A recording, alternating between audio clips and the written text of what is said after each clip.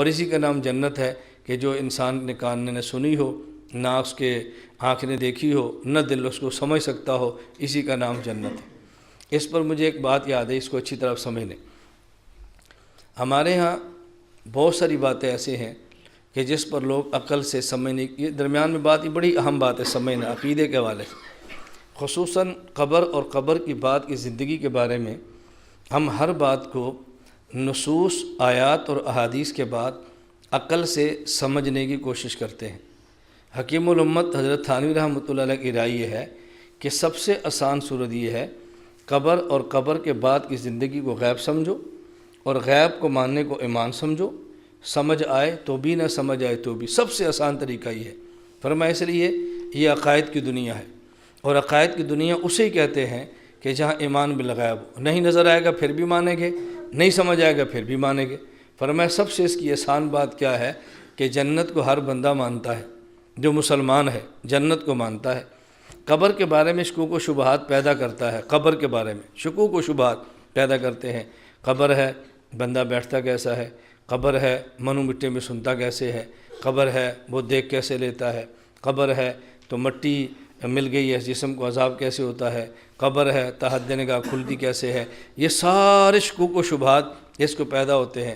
فرمان سے پوچھو جنت کو تو سارے مانتے ہو نا؟ تو جنت کو بندہ مانتا ہے، یہ سارے شکوک و شبہات تو جنت پر بھی ہیں۔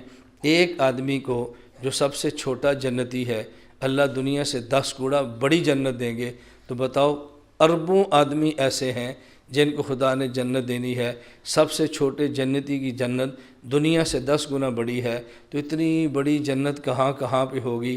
دماغ میں تو یہ بھی نہیں آتا، تو پھر آپ اس کو مانو گے کیسے اس کو مانو گے؟ ہم مانتے ہیں بھی حضور پاک نے فرما دیا، تو جب اس کو مانتے ہیں کہ حضور پاک صلی اللہ علیہ وسلم نے فرما دیا، تو اس قبر کی زندگی کو مان دو کہ حضور پاک صلی اللہ علیہ وسلم نے فرما دیا۔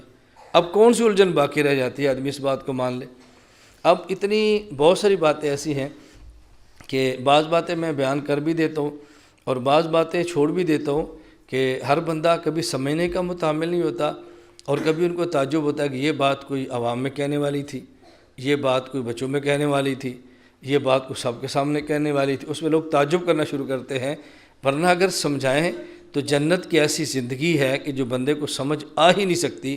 اس لیے اللہ کے نبی نے فرمایا اللہ خطر علی قلب بشر، وہ بشر کے دل پہ کھٹک بھی نہیں سکتی، میں ایسی جنت آپ کو عطا کروں گا، اللہ کا بعد ایسی جنت عطا کروں گا۔ تو اس کا معنی یہ ہے کہ ہم نے وہ چیزیں ماننی ہیں جس کو ہمارا دماغ قبول نہیں کرتا۔ اگر دماغ نے قبول کیا اور پھر مانا تو حضور کی بات کو تو نہیں مانا۔ حضور کی بات کو ماننے کا مطلب یہ ہے کہ دماغ نہ مانے اور پھر بھی قبول کریں، اس کا معنی یہ ہے کہ ہم نے رسول اللہ صلی اللہ علیہ وسلم کی بات کو مان لیا ہے۔